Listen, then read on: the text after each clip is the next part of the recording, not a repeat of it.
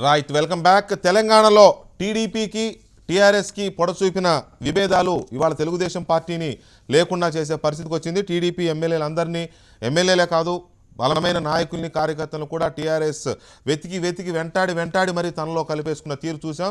అయితే ఈ కలిపేసుకోవడానికి ముందు కేసీఆర్ గారు కానీ టీఆర్ఎస్ నాయకులు కానీ చెప్పిన మాట ఒకటి ఉంది. చంద్రబాబు నాయుడు మా ప్రభుత్వాన్ని కూల్చేసే కుట్ర చేస్తున్నారు కాబట్టే ఆ పార్టీని లేకుండా చేయడం, భూస్థాపితం చేయడం మా లక్ష్యం అని చెప్పి మరీ చేసిన పరిస్థితి మనం తెలంగాణలో చూడొచ్చు.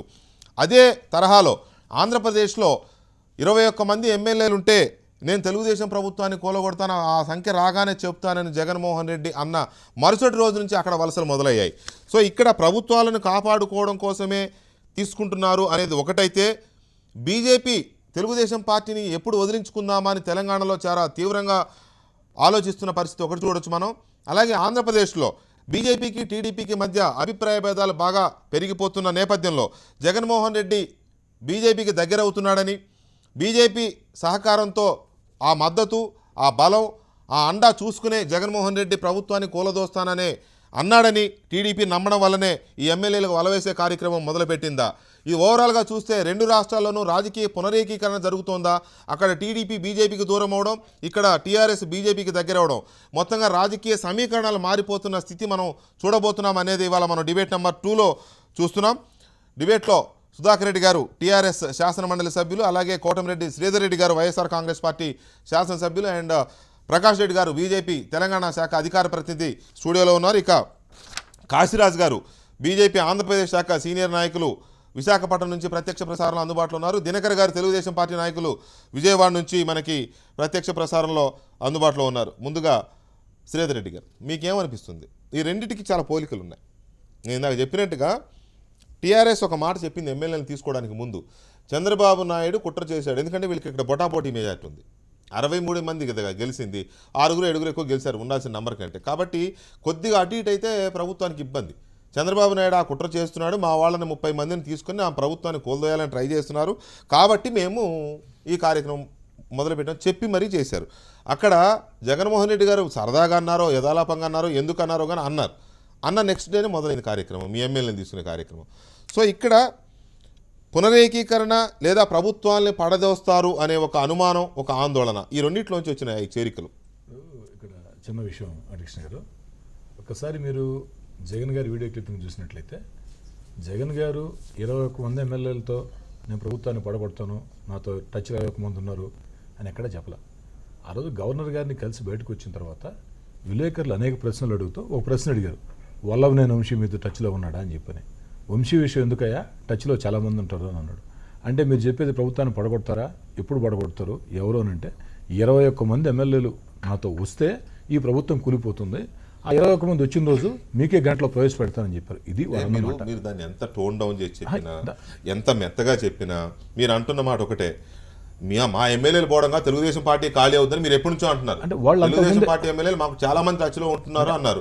దాన్ని బేస్ చేసుకుని ఒక రిపోర్టర్ అడిగారు అక్కడ, ఏంటి మీకు అనేక సార్లు అయినా సరే పదం వచ్చిందండి ప్రతిపక్ష నాయకుడు నోటి వెంట, వస్తే ప్రభుత్వం పడిపోతుందని చెప్పారు. అదే సార్, ప్రభుత్వం కూలదోస్తాం రాగానే చెప్తా ఉన్నారు. ఇక్కడ విషయం ఏంటంటే తెలంగాణకి ఆంధ్రాకి చాలా తేడా ఉంది. తెలంగాణలో మీరు చెప్పినట్టు బొటాబొటీ మెజార్టీ, సరే వారి వ్యూహాలు వరకు ఉండొచ్చు కేసీఆర్ గారికి, అది సమంజసం నేను అంటంలే, దాన్ని కూడా తప్పుపడుతున్నా. అయితే ఆంధ్రప్రదేశ్కి వచ్చేటప్పటికే చంద్రబాబు నాయుడు గారికి ప్రజలు స్పష్టమైన మ్యాండేట్ ఇచ్చారు, వారి అధికారానికి ఎలాంటి డోకా లేదు. అక్కడ వైఎస్ఆర్ కాంగ్రెస్ పార్టీ బలమైన ప్రతిపక్షంగా ఉంది. ఒక బలమైన ప్రతిపక్షాన్ని దెబ్బతీయాలంటే, ప్రతిపక్షాన్ని నీరుగార్చాలంటే ఒక ప్రజారంజక పరిపాలనతో నీరుగార్చాల్స్తే సాధ్యం అవుద్ది. కానీ అటు కాకుండా కొంతమంది ఎమ్మెల్యేలు లాక్కొని ప్రతిపక్షం లేకుండా చేస్తాను అంటే చంద్రబాబు గారు దేనికి చేస్తున్నారంటే వారికి తెలుసు ఈ రాష్ట్రంలో చంద్రబాబు గారి మీద తీవ్ర వ్యతిరేకత ఉంది, ఇచ్చిన హామీలు ఏ ఒక్కటి నిలబెట్టుకోలేని పరిస్థితి. దాన్ని పక్కదారి పట్టించేదానికి కేవలం వైఎస్ఆర్ కాంగ్రెస్ పార్టీ ఎమ్మెల్యేలని ఏదైతే కొంతమంది చేర్చుకోవడం ద్వారా పక్కదారి పట్టి సాగించే ప్రయత్నాలు తప్ప మరొకటి కాదు. అయితే ఇక్కడ ఇంకో తేడా కూడా ఉంది. తెలంగాణలో నాకు తెలిసినంత వరకు 15 మంది టీడీపీ ఎమ్మెల్యేలు గెలిచారు, 10 మంది టీఆర్ఎస్ పార్టీలో చేరారు, అవునా కాదండి? ఇప్పటి నుంచి కాదు, గెలిచిన పక్క నుంచి ప్రారంభమైంది. 2 ఏళ్ల పాటు ఆంధ్రప్రదేశ్లో చంద్రబాబు గారు ఇదే ప్రయత్నంలో ఉన్నారు. కానీ ఈ రోజుకి పోయిన ఎమ్మెల్యేల సంఖ్య అని చూస్తే మీరు 67లో అని మీరు అంటున్నారు. వాళ్ళు ఎప్పటి నుంచో మాకు టచ్లో ఉన్నా సరే ఎందుకు వద్దు అన్నాము. ఎప్పుడైతే జగన్మోహన్ రెడ్డి ఇలా అన్నాడో మేము డోర్ తెరవక తప్పలేదని వాళ్ళు అంటారు. ఇప్పుడు ఒకటి సార్, ప్రజలు ఎవరిని నమ్మాలో అర్థం కాని పరిస్థితిలో ఉన్నారు. ఒకటి వాస్తవం, పొలిటికల్ అలైన్మెంట్ రీఅలైన్మెంట్ ఏదో జరుగుతుందనే ఒక అనుమానం అయితే కలుగుతా ఉంది. ఒకటి దినకర్ గారు గుడ్ ఈవినింగ్. గుడ్ ఈవినింగ్ అండి. దినకర్ గారు, ఎందుకని ఈ రకమైన పరిస్థితి వస్తోంది? ఇక్కడ ప్రభుత్వాన్ని కుట్ర చేస్తున్నారు చంద్రబాబు నాయుడు అనగానే వీళ్ళు మొదలెట్టారని వాళ్ళే చెప్పారు. ఇది నేను అంటున్న మాట, ఇంకెవరో అంటున్న మాట కాదు. టీఆర్ఎస్ అధికారికంగా చేసిన ఆరోపణ చంద్రబాబు నాయుడు గారి మీద. ఇవాళ జగన్మోహన్ రెడ్డి గారు అన్న మరుసటి రోజే నలుగురు వచ్చి చేశారు టీడీపీలో అక్కడ.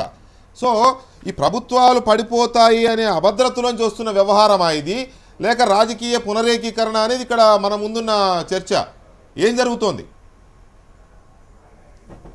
ఇప్పుడు 2 సంవత్సరాల నుంచి కూడా గమనిస్తూనే ఉన్నాం.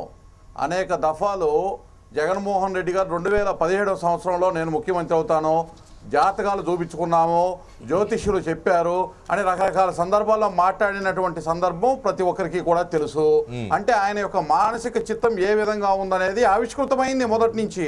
అందులో భాగంగానే గవర్నర్ గారిని కలిసి బయటికి రాగానే అతని గతంలో కూడా ఒక రకమైనటువంటి ఈ డబ్బుతోటి బేరసారాలు చేసేటటువంటి అనుభవాలు ఉన్నటువంటి వ్యక్తి కాబట్టి, ఆయన డబ్బుతోటే ఏదైనా చేయొచ్చు అనేటువంటి భావాలు ఉండేటటువంటి వ్యక్తి కాబట్టి 21 మందిని నేను మా వైపు ఉన్నారు, నేను ఆల్రెడీ టచ్లో ఉన్నారు, మాట్లాడాను, ఈ ప్రభుత్వాన్ని గంటలో కూల్చేస్తాను నేను తలుచుకుంటే అని చెప్పినటువంటి మాట వాస్తవము. ఎప్పుడైతే ఆ మాట అన్నారో ఈయన అసెంబ్లీలో కూడా ఎమ్మెల్యేలని ఎవరిని మాట్లాడించకుండా ఏకచక్రాధిపత్యంగా అందరినీ కూడా ఏ విధంగా అయితే వారి యొక్క లేదు మీరు అన్నట్టుగానే శ్రీధర్ రెడ్డి గారి మాటలు అబద్ధం అని అనుకుందాం కాసేపు. శ్రీధర్ రెడ్డి గారి మాటలు అబద్ధం, ఆయన అబద్ధాలు ఆడుతున్నారని అనుకుందాం కాసేపు. దయచేసి ఒక్క మాట దినకర్ గారు, ఒక్క మాట వినండి, ఒక్క మాట వినండి దినకర్జీ, ఒక్క మాట వినండి దయచేసి ప్లీజ్. శ్రీధర్ రెడ్డి గారు అబద్ధాలు ఆడుతున్నారని అనుకుందాం, వారు చెప్పే అన్ని అసత్యాలే, నేను కాదనడం లేదు, మీ మాటే అనుకుందాం కాసేపు. డబ్బు పెట్టి జగన్మోహన్ రెడ్డి గారు ఎమ్మెల్యేలు కొనగలను ధైర్యంతోనే కూలగొడతానన్నాడు అని మీరు ఆరోపిస్తున్నారు. డబ్బు పెట్టి కొనేస్తానంటే మీరు భయపడిపోయారా? మీ పార్టీ ఎమ్మెల్యే భయపడిపోయి తెల్లారి తలుపులు తెచ్చారా? మీ చేతిలో అధికారం ఉంది కదా, 15 మంది ఎమ్మెల్యేలు ఎక్స్ట్రా ఉన్నారు మీకు ఉండాల్సిన నంబర్ కంటే. మేము చెప్పే ఓపిక, మేము చెప్పినప్పుడు వినే ఓపిక మీకు ఉండాలి.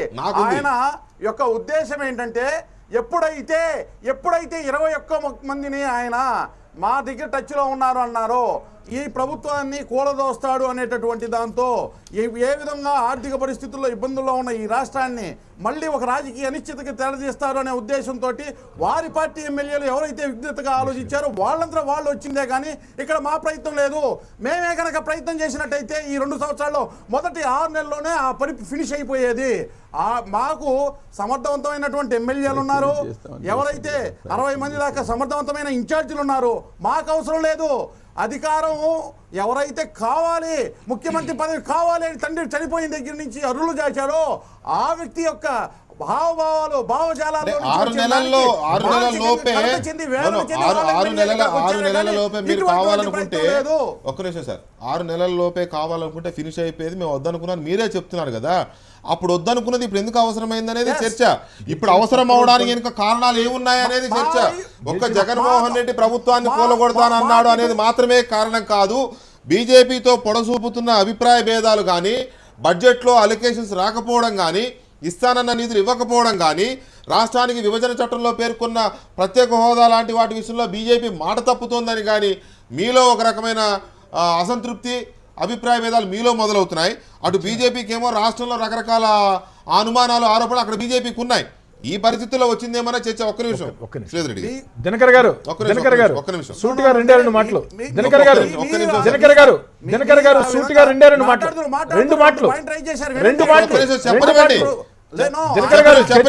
దినకర్ గారు ఆగండి. ఆగమన్నప్పుడు ఆగాలి కదా. మీరు జగన్మోహన్ రెడ్డి గారికి గౌరవం పైన ప్రతిపక్షకి ఇవ్వకపోయినా మాకు ఇవ్వాలి కదా. దయచేసి ప్లీజ్ దినకర్ గారు, ఐఎమ్ రిక్వెస్టింగ్ యూ. దినకర్ గారు, జగన్ గారు పడగొడతానన్నారు కాబట్టి భయపడ్డామన్నారు. అంటే మీ పార్టీ ఎమ్మెల్యేల మీద మీకు నమ్మకం లేదా? దినకర్ గారు, జగన్ గారు 21 మంది ఎమ్మెల్యేలు మాతో టచ్ లో ఉన్నారు. వినండి దినకర్ గారు, ఎందుకు అసహనం? దినకర్ గారు, ఇది చర్చా వేదిక, ఎందుకంత అసహనం మీకు? దినకర్ గారు ఒక్క మాట, దినకర్ గారు మీరేమన్నారంటే, దినకర్ గారు మీరేమన్నారంటే 21 మంది ఎమ్మెల్యేలు జగన్ గారు టచ్ లో ఉన్నారని చెప్పారు కాబట్టి మేము ప్రభుత్వం పడిపోతుందని భయపడి ఉన్నామని చెప్తున్నారు మీరు. అంటే మీ పార్టీ ఎమ్మెల్యేలంటే మీకు నమ్మకం లేదా? మరి తొలి 6 నెలలు అన్నారు, గెలిచిన పక్క రోజే ఎస్ఐ రెడ్డికి కండువా కప్పింది మీరు. ఆ మాట మర్చిపోతేట దినకర్ గారు, గెలిచిన పక్క రోజే ప్రలోభాలు ప్రారంభించింది మీరు. ఇది చర్చా వేదికండి, ప్రజలు మనం చూసి నవ్వుకుంటారు. దినకర్ గారు, ఇది చర్చా వేదిక, మీకు అంత ఆవేశం ఎందుకు, అంత అసహనం ఎందుకు? ఇది చర్చా వేదిక.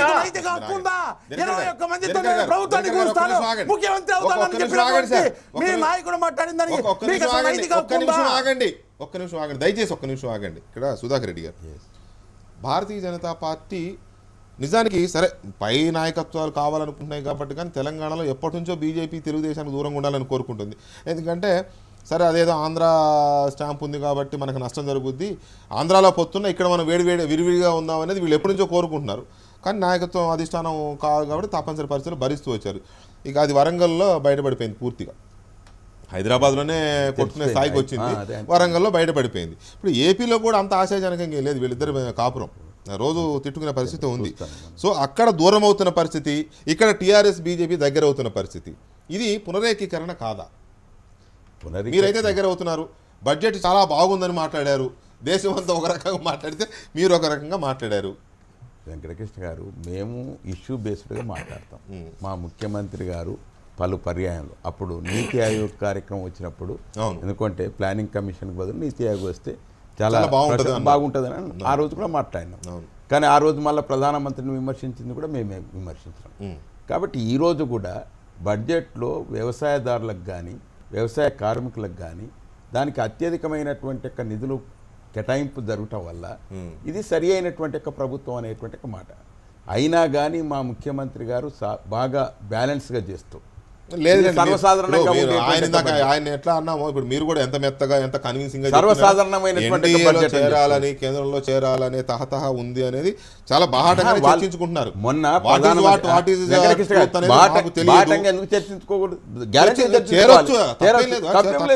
ఎందుకంటే కేంద్ర ప్రభుత్వం నిధులు లేకుండా మేము కూడా అదే అంటున్నాం, రాష్ట్రం అభివృద్ధి జరగాలని కాంక్ష మాది, తప్పకుండా మాది. మా రాష్ట్రం అందుకొరకే మేము ఏకీకరణ అనేటువంటి ఒక మాట చెప్తున్నాం. ఎస్, రాష్ట్ర అభివృద్ధి కొరకు ఇలా కేంద్రంతో సన్నిహితం. ఇవి పార్టీ ఫిరాయింపులు కాదు, రాజకీయ శక్తుల పునరేకీకరణ అన్నారు కదా. ఇప్పుడు నేను అదే అంటున్నా, ఇది రాజకీయాల పునరేకీకరణ జరుగుతుందా, పొలిటికల్ రియలైన్మెంట్ ఏమైనా జరుగుతుందా అనేది. ప్రకాష్ రెడ్డి గారు, మీకేమనిపిస్తుంది? ఇక్కడ బీజేపీ కీలక పాత్ర ఎక్కడ చూసినా కూడా బీజేపీ సెంట్రిక్గా జరుగుతున్నాయి ఇప్పుడు ఈ ప్రాంతీయ పార్టీలు చేసే రాజకీయం. ఇక్కడ బీజేపీతో మంచిగా ఉండాలనేది టీఆర్ఎస్ సరే వారే ఓపెన్గా చెప్పేశారు, అక్కడేమో ఇద్దరి మధ్య విభేదాలు వచ్చినాయి. అందువల్ల ఎక్కడ బీజేపీ జగన్మోహన్ రెడ్డి కలిసి ఇబ్బంది పెడతారేమో అని అక్కడ డోర్స్ తెరిచారా, ఇక్కడ టీడీపీ చేస్తుందనే ఉద్దేశంతో కదా వీళ్ళు డోర్స్ తెరిచారు. సో ఇది పునరేకీకరణ అనుకోకేమనుకోవాలి. ఇప్పుడు మాదొక రాజకీయ పార్టీ సార్, జాతీయ రాజకీయ పార్టీ కాబట్టి మేము రాజకీయంగా బలపడాలని కోరుకుంటాం. మా పార్టీ ఖచ్చితంగా తెలంగాణ రాష్ట్రంలో, ఆంధ్రప్రదేశ్ రాష్ట్రంలో బలపడాలా, మా పార్టీ బలపడాలని కోరుకునేటువంటి పార్టీ మాది. ఈరోజు అప్పుడు కానీ ఇప్పుడు ఇంకా చాలా గట్టిగా కోరుకుంటున్నాం. ఈ ప్రాంతంలో బాగా పార్టీ బలపడాలి, ఆ ప్రాంతంలో బలపడాలని. అయితే ఇప్పటికిప్పుడు పొత్తులు మారేటువంటి అంశం కానీ, ఇప్పటికిప్పుడు టీఆర్ఎస్తో పొత్తు కలవటం కానీ, రాజకీయ పునరేకీకరణ ఇప్పుడైతే రాజకీయ విశ్లేషణ కనుక చేసిన ఒక బీజేపీ కార్యకర్తగా నేను ఆలోచిస్తే మాత్రం జాతీయ స్థాయిలో ఏం ఆలోచిస్తారో నాకు పూర్తి అవగాహన లేదు, వాళ్ళు ఏమనుకుంటారో నాకు ఇన్ఫర్మేషన్ కూడా లేదు.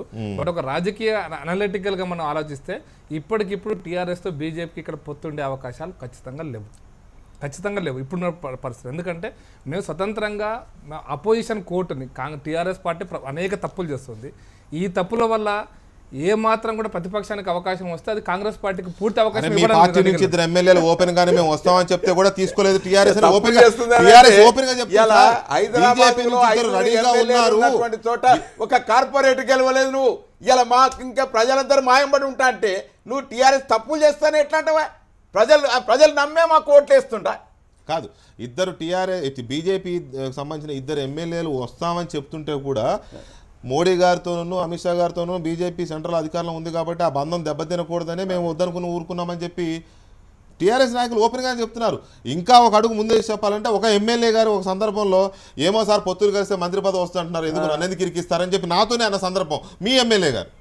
సో ఇలాంటి సందర్భాలు ఉన్నప్పుడు బీజేపీ టీఆర్ఎస్ ఫ్రెండ్షిప్కి దగ్గర అవుతున్నాయనుకోవడం అది తప్పేం కాదు కదా, కొంత అదేం తప్ప తప్పని ఉండకూడదా, తప్పని పొత్తు పెట్టుకోకూడదా? నేను తప్పని అనడం లేదు, ఇది రాజకీయంగా అంటారా అనే విషయం కూడా నేను అనడం లేదు. కానీ ఇప్పటికిప్పుడు తెలంగాణ రాష్ట్రంలో నేను చాలా రాజకీయ అనలిటికల్ అంటే విశ్లేషాత్మకంగా ఒక విషయం చెప్పాను.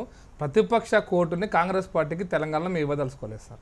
Okay right. Kashiraj garu, BJP YSRCP మధ్య ఫ్రెండ్షిప్ ఎంతవరకు వచ్చింది? దాన్ని బేస్ చేసుకునే టీడీపీ ఇవాళ తన స్ట్రాటజీ మార్చుకుంది అనేది ఒక చర్చ జరుగుతూ ఉంది. ఏంటి బీజేపీ వైసీపీ ఫ్రెండ్షిప్ ఎంతవరకు వచ్చింది? అది అలాంటి సమాచారం ఏం లేదండి, అది కరెక్ట్ కూడా కాదు. మీకు ఎవరు ఇచ్చారో సమాచారం అయితే మాకు తెలీదు. ఇక్కడ భారతీయ జనతా పార్టీ తెలుగుదేశం పార్టీతో మిత్రపక్షంగా ఉంది, ప్రభుత్వంలో కూడా మేము భాగస్వామ్యంగా ఉన్నాం. ఇప్పుడు వైసీపీతో జాయిన్ అవ్వాల్సిన అవసరం కానీ ఆ పరిస్థితి కానీ ఆంధ్రప్రదేశ్లో లేదు. కానీ ఏపీలో ఉన్న బీజేపీ నాయకులకి తెలుగుదేశం పార్టీ అంటే సుతరాము ఇష్టం లేదు. తెల్లవారు లెగిస్తే స్టేట్మెంట్లు, ఇంకా తెలుగుదేశం పార్టీ అయినా నిధులు రాకపోయినా ఏమి రాకపోయినా మరి బాహాటంగా విమర్శించకండి అని చెప్పి చంద్రబాబు నాయుడు గారు చెప్తున్నారు. కానీ మీ వాళ్ళైతే ఓపెన్ గానే మాట్లాడేస్తున్నారు కదా. తెలుగుదేశం అంటే మీ వాళ్ళు ఎవరికి ఏమాత్రం పొడచూపట్లే, ఏమాత్రం గిట్టట్లే. కరెక్ట్ కాదు, అది కరెక్ట్ కాదండి. భారతీయ జనతా పార్టీ ఆంధ్రప్రదేశ్లో కూడా పెరగాలనుకుంటుంది, మా బలం పెంచుకోవాలనుకుంటున్నాం. ఆ ప్రయత్నంలో భాగంగా కొంత చిన్న చిన్న అభిప్రాయ భేదాలు ఉండొచ్చు, కానీ దానికి దీనికి సంబంధం ఏం లేదు. చిన్న చిన్న అభిప్రాయ ఇవ్వలేదు. టీడీపీ పాలనలో లంచగొండితనం పెరిగింది, టీడీపీ పాలనలో లంచగొండితనం పెరిగింది, ఆ పార్టీ బలహీనపడుతోంది. కేంద్ర మాజీ మంత్రి కావూరు సాంబశివరావు. టీడీపీలో బలిజలకు ప్రాధాన్యం లేదు. బీజేపీ ఎమ్మెల్సీ సోము వీర్రాజు సంచలన వ్యాఖ్యలు. దోచుకుంటున్నారు, టీడీపీపై బీజేపీ నేతల ఆరోపణలు. దోచుకుంటున్నారు, ప్రభుత్వంలో ఉండి దోచుకుంటున్నారు అని బీజేపీయే అంటే మరి దాన్ని ఎలా చూడాలో నాకు తెలియదు. పేదల ఇళ్లు చంద్రార్పణం కారాదు, బీజేపీ రాష్ట్ర అధ్యక్షుడు హరిబాబుకు ఆ పార్టీ నేతల సూచన. కేంద్ర పథకాలను టీడీపీ తమవిగా చెప్పుకుంటోంది. టీడీపీపై బీజేపీ పదాధికారుల ఫైర్. పార్టీ అన్న వినండి కాశీరాజు గారు, వినండి దయచేసి వినండి. పార్టీ అన్నాక విలువలు ఉండాలి. టీడీపీలో 4 ఎమ్మెల్యేలను చేర్చుకోవడంపై బీజేపీ నేత సోము వీర్రాజు వ్యాఖ్య. ఇదే దారిలో వెళ్ళినట్లయితే నాడు వాజ్పేయి అధికారం కోల్పోయేవారు కాదు. అధికార వ్యవస్థ మాఫియా చేతుల్లో ఉందా అని సోము వీర్రాజు గారు ప్రభుత్వాన్ని ప్రశ్నిస్తారు, ముఖ్యమంత్రి గారిని ప్రశ్నిస్తారు. టీడీపీ బీజేపీ రామ్ మున్సిపల్స్లో బీజేపీ సొంతదారి, టీడీపీకి ఓటు మోరీలు వేయడమని కిషన్ రెడ్డి. అది ఇక్కడ పరిస్థితి. సో ఇంత ఘాటైన స్టేట్మెంట్లు బహిరంగంగానే చేస్తున్న విమర్శలు చూస్తే టీడీపీ బీజేపీ మధ్య కాపురం చక్కగా ఉందని ఎవరైనా అనుకుంటారా? కాశీరాజు గారు కాదు, మేము ఆంధ్రప్రదేశ్లో బలం మాకేం ఆనందం లేదు, మీ ఇద్దరు విడిపోవాలని మేమేం కోరుకోవట్లేదు సార్. జగన్మోహన్ రెడ్డి గారు కోరుకుంటారేమో, నేనైతే కోరుకోవట్లే. మీరు కోరుకోరు, మీరు దాని అవసరం కూడా మీకు లేదు. చెప్పాల్సింది ఏంటంటే ఈ రాష్ట్రంలో దేశంలో 2,25,000 ఇల్లు పట్టణ పేదల కోసం కేటాయిస్తే 1,93,000 ఇల్లు ఆంధ్రప్రదేశ్ కి మనం కేటాయించడం జరిగింది. ఇంకెక్కడ మనం ఆంధ్రప్రదేశ్ నిధులు ఇవ్వట్లేదు. ఒక ప్రచారం ఉంది, ఒక వర్గం మీడియా అట్లా ప్రచారం చేస్తుంది. అది కరెక్ట్ కాదు. ఎన్ని నిధులు ఇస్తున్నాము? మనం 1,500 కోట్లు అమరావతికి ఇచ్చాము, 1,93,000 ఇల్లు ఆంధ్రప్రదేశ్ కి ఇచ్చాము. అదే విధంగా నిరంతర విద్యుత్ సరఫరా దేశంలో 3 రాష్ట్రాలు ఉంటే అందులో ఆంధ్రప్రదేశ్ ఒకటి 24/7 ఇస్తూ ఉన్నాం. కానీ కొంత ఏమన్నా చిన్నవి జరిగినప్పుడు తప్పకుండా పెద్దల దృష్టికి తీసుకెళ్ళడం జరుగుతుంది. ఇసుకలో కొన్ని అధికార పార్టీ వర్గానికి చెందిన కొంతమంది వ్యక్తులు అందులో ఉన్నారని చెప్పి దాన్ని తెలియజేయడం జరిగింది. అందులో కామెంట్ చేయడం అంటే దోచుకుంటున్నారంటే కొంతమంది వ్యక్తులు, అది పార్టీ ఎంటైర్ తెలుగుదేశానికి వర్తించదు. అది కొంతమంది వ్యక్తులు చేసిన పనిని మనం విమర్శిస్తాం. అధికారంలో ఉన్నంత మాత్రాన వాళ్ళు చేసిన తప్పులన్నీ కూడా మనం తెలియజేయాల్సిన అవసరం కూడా ఉంది, బాధ్యత గల మిత్రపక్షంగా, జాతీయ పార్టీగా. ఆ ప్రయత్నంలో భాగంగా కొన్ని విమర్శలు ఉంటేనే కొంత సర్దుకోవడం కూడా జరుగుతుంది. అదే బంధాలు వాళ్ళు విమర్శ చేసి ఉండొచ్చు కొంతమంది. నిన్న ప్రవేశపెట్టిన బడ్జెట్లో ఆంధ్రప్రదేశ్కి అన్యాయం జరిగిందనేది తెలుగుదేశం పార్టీ వాదన. నాట్ ఓన్లీ తెలుగుదేశం పార్టీ, మిగతా పార్టీల వాదన. మీకేమనిపిస్తుంది? బడ్జెట్ చాలా సానుకూలంగా ఉందండి. రైల్వే బడ్జెట్ ఇచ్చారు. మన కోటిపల్లి నరసాపురం బ్రిడ్జిది 10 సంవత్సరాల నుంచి పెండింగ్ లో ఉంది. ప్రతి సంవత్సరం బడ్జెట్ లో 1 కోటి ఇస్తున్నారు. సాక్షాత్తు మీ ముఖ్యమంత్రి చంద్రబాబు నాయుడు గారు గతంలోనేమో నా కాళ్ళు చేతులు కట్టేశారు, నరికేశారు, ఎలా పరిగెత్తాలని ఆయన రెక్కలు విరిచేశారన్నారు. నిన్నేమో కన్నీళ్లు పెట్టుకున్నారు. బడ్జెట్ వచ్చిన తర్వాత ఇవాళ కన్నీళ్లు పెట్టుకున్న పరిస్థితి ఇవాళ ముఖ్యమంత్రి గారు తీసుకొచ్చారు.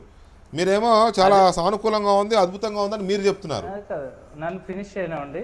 అదే ముఖ్యమంత్రి గారు మొన్న 2 నెలల క్రితం నితిన్ గడ్కరీ గారు విజయవాడ వచ్చి ప్రకటించారు. జాతీయ రహదారులు ఆంధ్రప్రదేశ్కి సంబంధించి 65,000 కోట్ల ప్రాజెక్టులు ప్రకటించారు.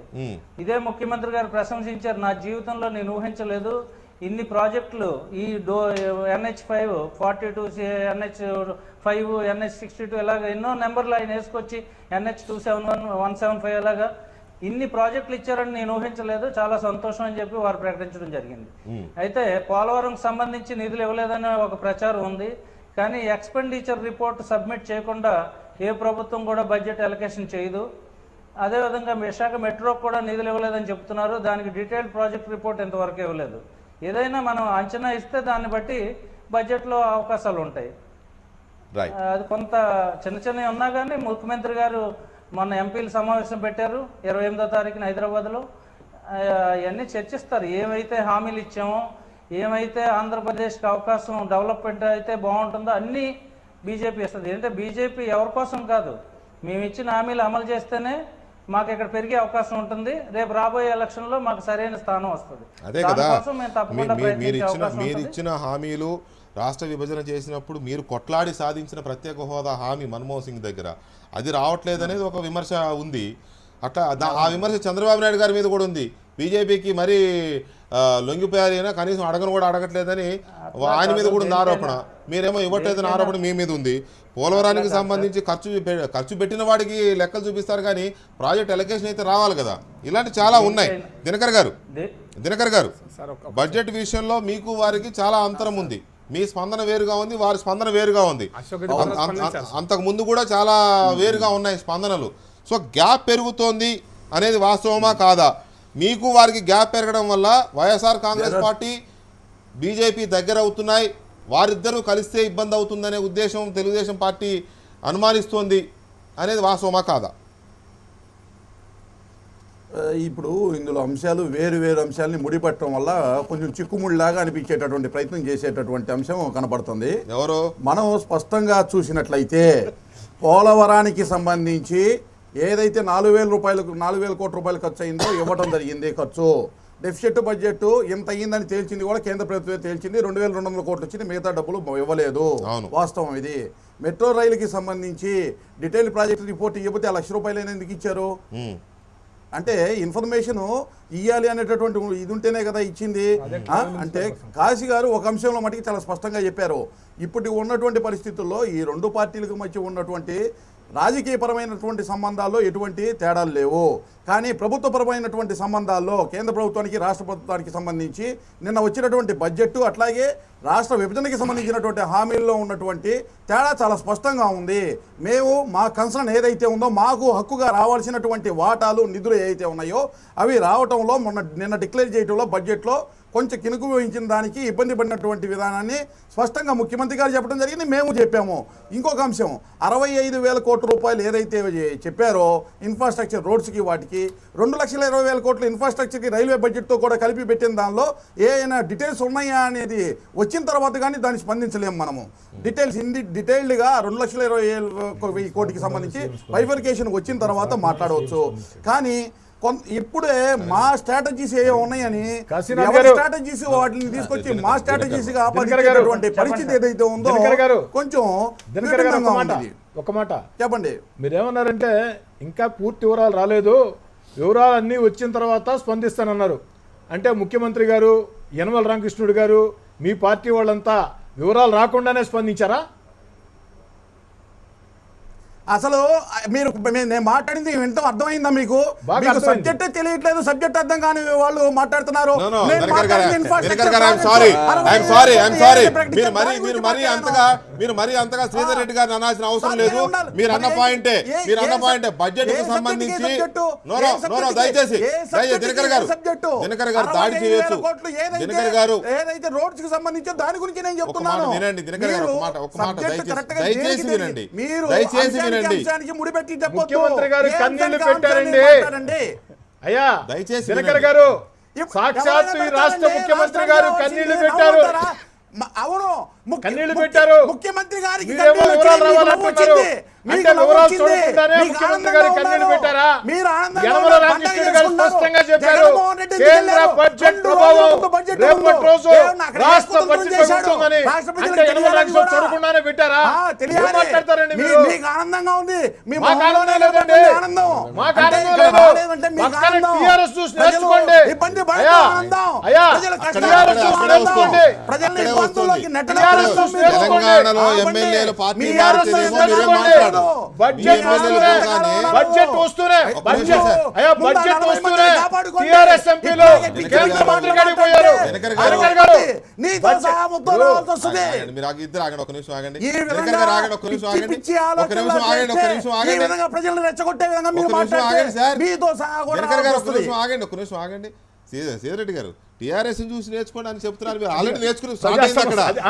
స్టార్ట్ అయింది. ఫిరాయింపులు చంద్రబాబు గారు ఇంకా బాగా తెలుసు. లేదు అయినా సరే నిన్న బడ్జెట్ మీరు ఎక్కడంటే తెలంగాణలో ఎమ్మెల్యేలు ఫిరాయిస్తే మాట్లాడండి. మీరు మీ ఎమ్మెల్యేలు పోయేసరికి గగ్గోలు పెట్టేస్తున్నారు. మరి బడ్జెట్ పెడుతూనే కవిత గారు టీఆర్ఎస్ ఎంపీలు పోయి బాగుందన్న. కేంద్ర మంత్రులను కలిశారు. కాదు అంటే రాని విషయాల మీద ఏఐబీపీ కింద మాకు నిధులు ఇవ్వమని చెప్పారు. ఇప్పుడు దాకా వాళ్ళు కూడా టీడీపీ కలిశారు ఎంపీలు కదా. ఇప్పుడు వాళ్ళు దాకా కూడా టీడీపీ కలిశారు ఎంపీలు దాని వాళ్ళు కూడా మూసేస్తారు. కలిశారు. నేను చెప్పేది ఏంటంటే చౌదరి గారు టీం మొత్తం టీం ఏమండి ఫిరాయింపు. నిద్రపోతున్నారా? ఎవరు? నిద్రపోతున్నారా? ఎన్నిసార్లు గెలిచారు? మీ భాషకి రిప్రజెంటేటివ్ జోహార్ అండి. గెలిచారు. దినకర్ గారు. తెలియదా? ఇలా దినకర్ బడ్జెట్ గారు. ప్రవేశపెట్టిన ఆ, తర్వాత ఎన్టీఆర్ ట్రస్ట్ భవన్ లో మీకు నేర్పించినటువంటి భాషకి మీ హౌబావాలకి జోహర్లండి, జేజేలండి. చూడండి అయ్యా, ఢిల్లీకి దినకర్ గారు. ఢిల్లీకి వెళ్ళి భాష జగన్మోహన్ ఏంటండి? రెడ్డి మీ ఏం భాష చేశారు? అది ఏంది? బయట మీ పెట్టండి. బాడీ లాంగ్వేజ్ ఏంది? అది బయట పెట్టండి. మనం ఏమైనా ఇండియా పాకిస్తానా? ఆయన ఏం మనం ఏమైనా చేశాడో? ఇండియా పాకిస్తానా? ఇదేమైనా మీకు మలయతో ఆనందంగా పోటీలా? ఉంది. లేదంటే మీకు కులాలి కడ మీకు తగ్గదా? ఆనందంగా ఉంది ఏంటండి కదా? దినకర్ గారు? ఇక్కడ ఇబ్బందులు ఉంటే దినకర్ గారు. ఇక్కడ ఇబ్బందులు ఓకే, మీకు ఓకే. ఆనందంగా టీవీ ఉన్నాయి మరి కదండి. అంత ఆవేశం మిమ్మల్ని వద్దు. చూస్తే అలాగే ఉంటుంది. దయచేసి ఒక మీరు మాట. చేసే వ్యాఖ్యలు అలాగే ఉంటాయి. దినకర్ గారు, దినకర్ దానికి ఆ విధంగానే ఉంటుంది. దినకర్ గారు ఒక చూస్తున్నారు. మాట కాకుండా నన్ను కొన్ని మీరు ఏ లక్షల సబ్జెక్ట్ ఏ సబ్జెక్ట్ లింకు లేకుండా ఒక మాట్లాడేటప్పుడు మాట సార్, ఒక ఉంటుంది. మాట. కడుపు రగులుతుంది. దినకర్ గారు, కడుపు రగిలే దినకర్ గారు, ఆ విధంగా. దినకర్ గారు. ఎందుకంత ఆనందంగా ఉంది మీకు. అంత ఎగ్జైట్ వద్దు, వద్దు, ఆవేశం వద్దు. దయచేసి మనం కూల్గా ఇష్యూగా డిస్కస్ చేద్దాం. ఇక్కడ శ్రీధర్ రెడ్డి గారు తెలుగుదేశం పార్టీ పదే పదే ఒక మాట అంటూ వచ్చింది. దాదాపు ఒక 1 year నుంచి జగన్మోహన్ రెడ్డి గారు ఢిల్లీ వెళ్ళినప్పుడల్లా ఎప్పుడు ఎన్డీఏలో చేరదామా, ఎప్పుడు కేసులు విత్డ్రా చేయించుకోవడం కోసం వెళ్ళాడు, కేసులు విత్డ్రా చేయడం కోసం సీక్రెట్గా వెళ్ళి మాట్లాడాడు అని పదే పదే ఆరోపణ చేస్తుంది. అంటే టీడీపీ ఎప్పటి నుంచి అనుమానిస్తుంది జగన్మోహన్ రెడ్డి గారిని. ఎందుకు ఏమని? బీజేపీకి దగ్గర అవుతున్నాడనో ఎన్డీఏకి దగ్గర అవుతున్నాడో అనుమానిస్తుంది. మొన్న ఈ కూలదొయ్యడం అనేది రాగానే ఒక కంక్లూజన్కి వచ్చిందని అనుకోవచ్చు. అందుకే అప్పటి వరకు గేట్ దగ్గర ఉన్న మీ వాళ్ళకి గేట్ తెరిచిందేమో. ఒకటే రెండు విషయాలు ఉన్నాయి ఇక్కడ. కేసుల విషయంలో ఈరోజు ఉండే పరిస్థితుల్లో కోర్టులు నిర్ణయం తీసుకోవాలి. దానికి మాట కాదు. కాదు, అదే తెలుగుదేశం అన్న మాటలు చెప్తాను. అందుకే చెప్తాను. అంటే వాళ్ళకి ఏమాత్రం ఇంగిత జ్ఞానం లేకుండా మాట్లాడుతున్నారు. ఈ రాష్ట్రానికి ముఖ్యమంత్రిగా 10 ఏళ్ల పాటు పనిచేసిన వ్యక్తి ఈరోజు కోర్టులు మొత్తం న్యాయస్థానాల్లో ఉన్నాయి. న్యాయస్థానాలు దోష నిర్దోష నిర్ధారిస్తాయి. కాబట్టి కోర్టుల విషయంలో కేంద్ర ప్రభుత్వాలు ఏం చేయగలుగుతాయి? రెండో జగన్ గారు పోయినప్పుడు ఆయన ఒక్కరే పోవటంలే, ఆయనతో పాటు ఎంపీలు పోతున్నారు, మీడియా పోతుంది, అందరి ముందే జరుగుతుంది. ఇంకా రెండోది ఏమిటంటే మీరు అన్నారు అంటే బీజేపీతో ఎన్డీఏతో వైఎస్ఆర్ కాంగ్రెస్ పార్టీ దగ్గర అవకాశం ఉందని చెప్పాను. మేము ఎన్నికలు అదే టీడీపీ ఆరోపణలు ప్రస్తావించారు. నేనేమంటానంటే వైఎస్ఆర్ కాంగ్రెస్ పార్టీ ఎన్నికల్లో ఓడిపోయిన తర్వాత కేంద్రంలో మోడీ గారు అధికారంలోకి వచ్చిన తర్వాత జగన్ గారు ఒక మాట చెప్పారు, ఎండీఏకి మేము ఖచ్చితంగా అంశావారి మద్దతు ఇస్తామని చెప్పని మాటే చెప్పారు. ఆ రోజు కొత్తగా ఇప్పుడు చెప్పేది ప్రజలకు అనుకూలమైన ఇది వచ్చినప్పుడు మా అవసరం కూడా లేదు, మా అవసరం కూడా లేదు. మోడీ గారికి మా అవసరం లేదు, టీడీపీ అవసరం లేదు. అయితే పొత్తు అన్నారు మీరు. పొత్తుల విషయం అనేది మనం వాస్తవంగా మాట్లాడుకోవాలంటే నేను మాట్లాడే మాట కాదు, అది అమిత్ షా గారు జగన్ గారు ఆ స్థాయిలో మాట్లాడాల్సిన మాట. అయితే ఒక వైఎస్ఆర్ కాంగ్రెస్ పార్టీ ఎమ్మెల్యేగా వైఎస్ఆర్ కాంగ్రెస్ పార్టీ రాజకీయాలు తెలిసిన వ్యక్తిగా నేను ఖచ్చితంగా చెప్పగలుగుతా, ఎట్టి పరిస్థితుల్లో మాకు బీజేపీతో పొత్తు ఉండే అవకాశమే లేదు. ఇప్పుడు కాదు, 2019లో కూడా మాకు పొత్తు ఉండే అవకాశమే లేదు. ఎందుకంటే BJP కొన్ని వైరుధ్యాలు మీకేమైనా అంటరాని పార్టీ, మీకేమైనా అంటే గిట్టని కొన్ని వైరుధ్యం. ఇప్పుడు ఒకటి, అంటరాని రాజకీయాల్లో అంటరాని పార్టీ అంటూ ఏది ఉండదు. మోడీ గారిని, బీజేపీని దేశ ప్రజలంతా ఇటీవల కాలంలో చాలా కాలం తర్వాత ఒక్క పార్టీకి అధికారం అప్పచెప్పారంటే ఎందుకండి? అది అంటరాని BJP పార్టీ కాదు. వైపు మేము మాకున్నటువంటి రాజకీయ ఆలోచనలతో మేము బీజేపీతో కలిసే అవకాశమే లేదు. అయితే నేను చెప్పేది ఏంటంటే, ఈ పొత్తుల విషయంలో ఇందాక చెప్పాను మీకు, ఒక వైఎస్ఆర్ కాంగ్రెస్ పార్టీ ఎమ్మెల్యేగా నా అభిప్రాయం నేను చెప్పాను. కానీ ఈ పొత్తులు అనేది నా స్థాయిలో నేను మాట్లాడాల్సిన అంశాలు కాదు. అది అమిత్ షా గారు, మీరు జగన్ గారు చెప్తూనే మళ్ళీ మాట్లాడారు. నా అభిప్రాయం నేను చెప్పాను. అదే సార్, నా అభిప్రాయం నిర్ణయం కాదు. నా అభిప్రాయం అంటూనే మా పార్టీ విధానాలకు బీజేపీ విధానాలకు సరిపడదు కాబట్టి నా అభిప్రాయం. పొత్తుండ అదే సార్ మీ అభిప్రాయం. కానీ ఒకవేళ జగన్మోహన్ రెడ్డి గారు అమిత్ షా గారు కనుక కూర్చుని ఓకే అనుకుంటే కలవచ్చు. అది వాళ్ళ ఇప్పుడు ఒకటి కానీ ఆ ఈ పరిస్థితి దేశంలో ఉండదు వెంకటకృష్ణ గారు. ఏమంటారు కాశీరాజ్ గారు? ఆ పరిస్థితి ఉండదండి, జరిగే అవకాశం లేదు, వారితో కలిసే అవకాశం లేదు. ఎందుకని? కారణం ఏంటి?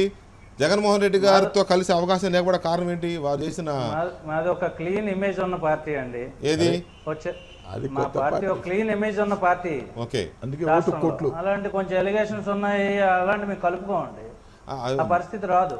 ఈ నరేంద్ర మోడీ గారు, చంద్రబాబు నాయుడు గారికి సంబంధించిన గతం ఒక్కసారి చూస్తే గతం వేరు, ఆయన నరహంతకుడు వ్యక్తిగత చంద్రబాబు గారి విమర్శలు వ్యాఖ్య. వేరు. హైదరాబాద్కు ఇమేజ్ వస్తే అన్న- అరెస్ట్ చేయిస్తా, నేను హైదరాబాద్కు వస్తే మాట్లాడింది అరెస్ట్ చేయిస్తా. ఇమేజ్.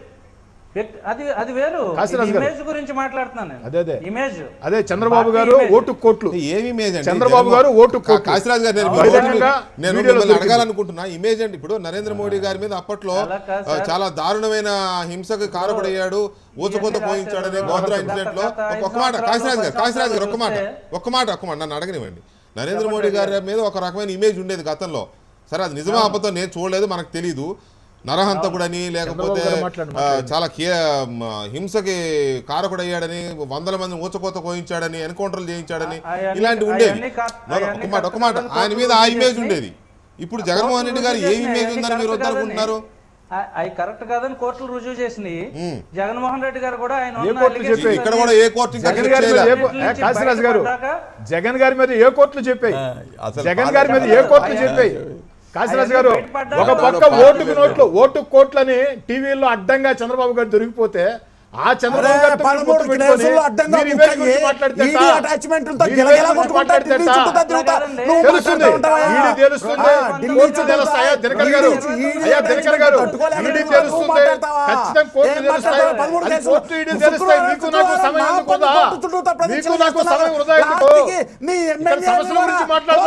జగన్మోహన్ రెడ్డి గారి దోష నిర్దోష ఈడీ తెలుస్తుంది, కోర్టులు తెలుస్తాయి. మీకు నాకు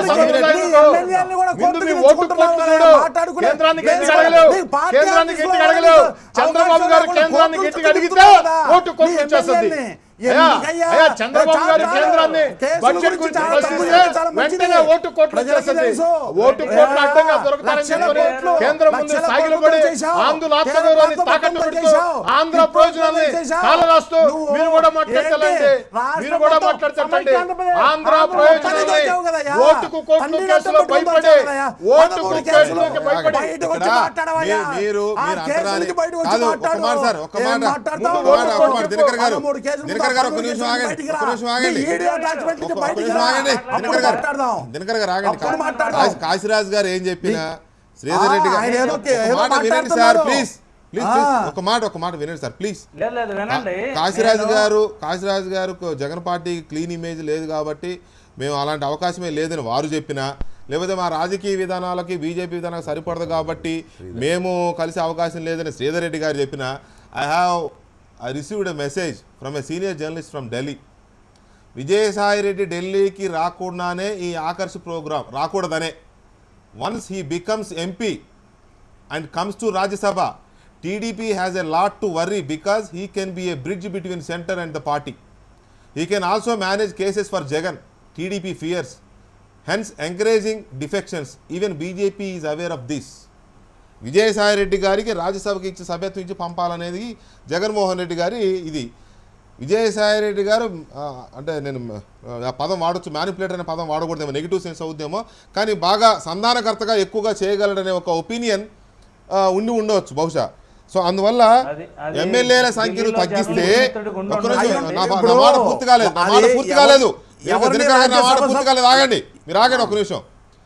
ఎమ్మెల్యేల సంఖ్య తగ్గిస్తే రాజ్యసభకు పంపించే అవకాశం ఉండదు కాబట్టి విజయసాయిరెడ్డిని వెళ్లకుండా అడ్డుకోవచ్చు అనేది టీడీపీ స్ట్రాటజీగా ఒక సీనియర్ జర్నలిస్ట్ గారి ఒపీనియన్.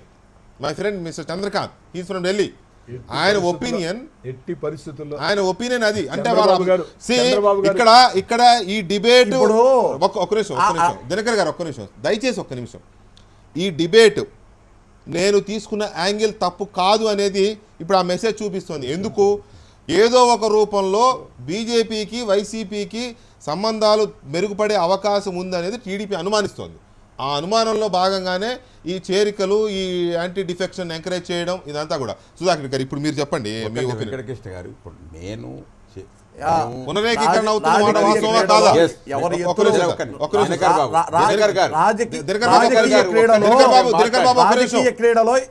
దినకర్ బాబు ఒక్క నిమిషం ప్లీజ్. ఇప్పుడు ప్రస్తుత పరిస్థితుల్లో మేము టీఆర్ఎస్తో కలవము అని ప్రకాష్ రెడ్డి అన్న, నేను పునరీకరణలో భాగంలో సెంటర్ తోటి మేము కొన్ని అంశాలలో వాటికి మద్దతు తెలిపిన, ఇది ఏదన్నా కానీ అది నిలిచేటువంటి అంశం కాదు. రాజకీయాల్లో ఏదైనా జరగడానికి అవకాశం ఉంటుంది. కాబట్టి మేము అనేది ఏమిటంటే కేంద్ర ప్రభుత్వంతో మా రాష్ట్ర ముఖ్యమంత్రి గారి యొక్క సంబంధాలను బట్టి ఉంటుంది తప్ప మేము అనుకున్నంత మాత్రాన జరిగేది కాదు. కానీ ఎప్పుడైనా అంశాల వరకు ఇప్పుడున్నటువంటి యొక్క పరిస్థితుల్లో ఏదైనా కేంద్ర ప్రభుత్వం తీసుకుంటున్నటువంటి యొక్క నిర్ణయాలు ఏవైతున్నాయో అంశాల వారికి మాత్రమే మేము మద్దతు తెలుపుతున్నట్టుగా ఉన్నది. ఇవాళ మీరు కేంద్ర ప్రభుత్వం ప్రవేశపెట్టిన బడ్జెట్ మీద కానీ, ఇవాళ కవిత గారు మాట్లాడినా, రామారావు గారు మాట్లాడినా, ముఖ్యమంత్రి గారు మాట్లాడినా ఒక్కొక్క అంశం మీద కవిత గారు మహిళలకు ఇచ్చినటువంటి యొక్క నిధుల గురించి, అదేవిధంగా నిజామాబాద్ జిల్లాలో వ్యవసాయ రంగానికి ఇచ్చినటువంటి యొక్క నిధుల మీద కవిత గారు, అదేవిధంగా ఐటీ రంగానికి ఇచ్చినటువంటి యొక్క స్టార్టప్ దాని మీద టీఆర్ఎస్ కొంచెం తాతహలాడుతోంది ఎన్డీఏలో చేరాలని. తప్పేం లేదు, రాష్ట్ర ప్రయోజనాలు దీని మీద ఒక ఇద్దరు మంత్రులు అయితే ఎక్కువ నిధులు తెచ్చుకోవచ్చని మీ వాళ్ళు తహతహలాడతారు. ఎప్పుడు రాష్ట్ర ప్రభుత్వంలో చేరదామా, ఒక ఇద్దరు మంత్రులు చేసుకుందామా అని వాళ్ళు బీజేపీ వాళ్ళు అంటారా లేదా, అంటున్నారా లేదా? వాళ్ళు వారికి ఉండొచ్చు, కానీ ప్రకాష్ రెడ్డి గారికి లేకపోవచ్చు. కానీ వాళ్ళ ఎమ్మెల్యేలకు మాత్రం ఉంటుంది. ప్రకాష్ రెడ్డి ఓవరాల్ గా ఒక స్టేట్మెంట్, ఒక్క మాట ముందు చెప్తాను సార్. మీరు అది స్టేట్మెంట్ చూపించారా కిషన్ రెడ్డి గారిది? అది ఒక పత్రికలో వచ్చింది. అది మేము తప్పుగా రిజైండర్ కూడా పంపించాము. మేము టీఆర్ఎస్ అనే పదం వాడాడు కిషన్ రెడ్డి గారు, టీడీపీ కాదు. 2014 ఎన్నికలప్పటి నుంచి పొత్తు వద్దు కిషన్ రెడ్డి గారు మొత్తుకున్న మాట వాస్తవం. మరి ఇంకేం, మరి ఏదో అన్నమాట తప్పని అనాల్సిన అవసరం లేదు. వద్దనుకున్నారు లేదా? టీడీపీతో పొత్తు వద్దనుకున్నారా లేదా? నేను స్పష్టం చెప్తాను సార్, వద్దనుకున్నారా లేదా? తెలంగాణ ప్రాంతంలో ప్రతి కార్యకర్త వద్దనుకుంటున్నాడు, డౌటే లేదు. మళ్ళీ అదే మాట, బీజేపీ నాయకత్వం, తెలంగాణ నాయకత్వం టీడీపీతో పొత్తు వద్దనుకున్న మాట అయిపోయాయి. అదే కదా చర్చ అది కదా. ఇప్పుడు మీరేమో ఇక్కడ వద్దనుకుంటున్నారు, జాతీయ పార్టీ నాయకత్వం ఏమో తెలుగుదేశం నాయకత్వం పొత్తు కావాలని పెట్టుకున్నాయి. ఏపీ బీజేపీ నాయకులకేమో ఈ మధ్య కొంచెం గ్యాప్ పెడితే వాళ్ళకి ఇష్టం లేదు. ప్రత్యేకించి కాంగ్రెస్ పార్టీ నుంచి బీజేపీలో చేరిన నాయకులు ఎప్పుడెప్పుడు విడగొడదామని పని కట్టుకుని కూర్చున్నారు అక్కడ. సిన్సియర్ గా ఉండే కాశీరాజ్ గారు లాంటి సంఘ్ పరివార్ నాయకులు ఎవరికి లేకపోవచ్చు, కానీ సోమిరాజ్ గారు వేరే ఈక్వేషన్స్ ఉన్నాయి. అదొక ఈక్వేషన్. మనం ఇదే డిస్కషన్ లో ఇదే విషయం చెప్పాను నేను. మీరు డిస్కషన్ చేసినప్పుడు మేము కేంద్ర పార్టీ ఆదేశాల మేరకు మేము తెలంగాణలో టీడీపీతో పొత్తు పెట్టుకున్న మాట వాస్తవం. తెలంగాణ జాతీయ రాజకీయ ప్రయోజనాలు మాకు ప్రాధాన్యత ఇంపార్టెంట్ ఉంది కాబట్టి ఆ ప్రాధాన్యాంశంగా మేము పొత్తు పెట్టుకున్న మాట వాస్తవం. కానీ ఇక్కడ ప్రత్యేకంగా తెలంగాణ పార్టీ పూర్తి స్థాయిలో టీడీపీతో పొత్తుకు సిద్ధంగా లేకుండే, ఇది చాలా స్పష్టంగా చెప్పాను. ఇప్పుడు దాంట్లో వైవిధ్యాలు ఉన్నాయి కూడా మాకు. అంటే మాకు టీడీపీతో సిద్ధాంతపరంగా టీడీపీ ఈ రోజు వరకు బీజేపీ టీడీపీ ఒకటి కాదు సిద్ధాంతపరంగా. వాళ్ళు ముస్లిం మైనారిటీ రిజర్వేషన్ సుప్రీంకోర్టులో ఫైట్ చేస్తున్నారు కేసు, ఇవ్వద్దని మేము ఫైట్ చేస్తాం. ఆలస్యంగానైనా తెలంగాణ స్థానిక నాయకత్వం అభిప్రాయానికి కేంద్ర నాయకత్వం గౌరవం ఇచ్చిందా లేదా?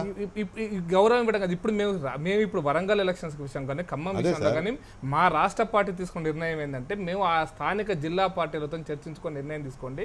ఇప్పటికిప్పుడు చాలా స్పష్టంగా చెప్పాము. మీరు కేంద్ర నాయకత్వం ఓకే అనబట్టే కదా మీరు తీసుకోగలిగారు.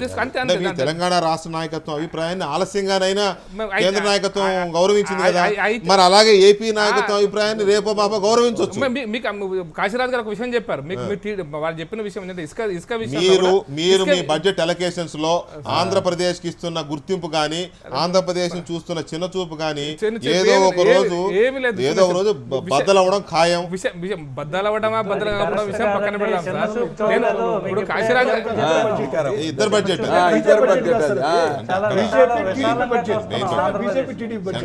అదే సెంట్రల్ బీజేపీ టీడీపీ అధికారంలో ఉంది. అశోక్ పాజిటివ్ గా స్పందించారు సార్. బడ్జెట్ పార్లమెంట్ లో ప్రవేశపెట్టే ముందు కేబినెట్ సమర్పిస్తారు, వాళ్ళ మంత్రులే మాట్లాడలేదే, ఏం ప్రశ్నించలేదే. కాబట్టి దయచేసి నేను ఉదయం కూడా చెప్పే మీడియాలో దీన్ని బీజేపీ బడ్జెట్ గా చూడవద్దు. ఈ రోజు కేంద్రం పెట్టిన బడ్జెట్ బీజేపీ టీడీపీ బడ్జెట్ అది.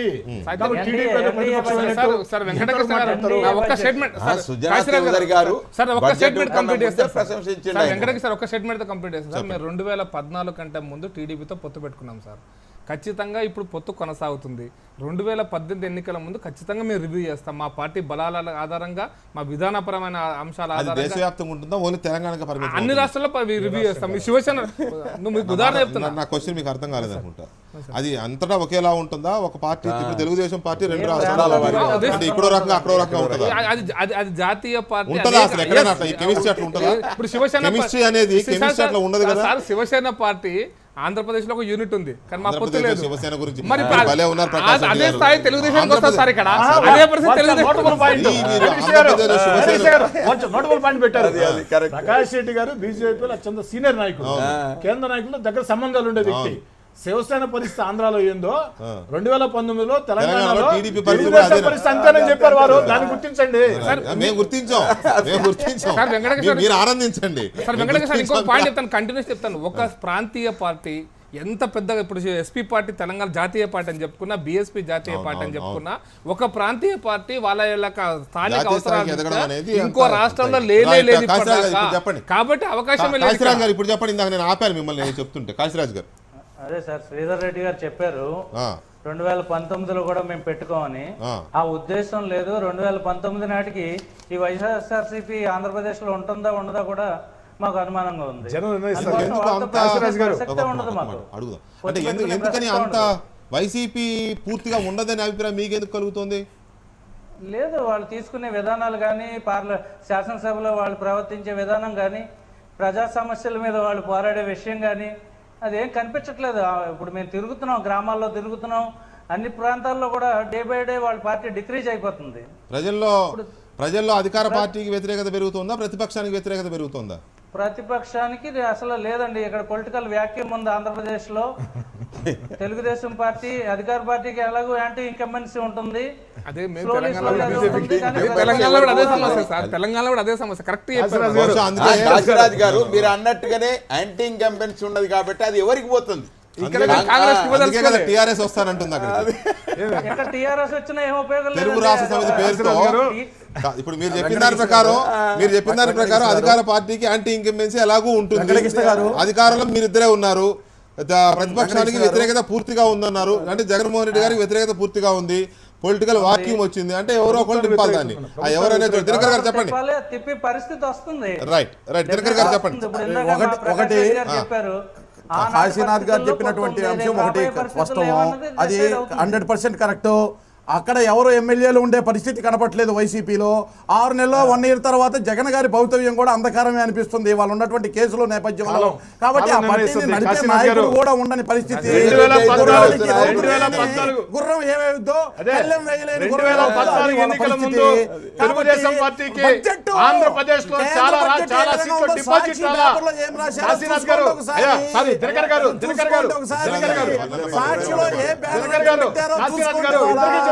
ఇంకొకటి 2014 ఎన్నికల ముందు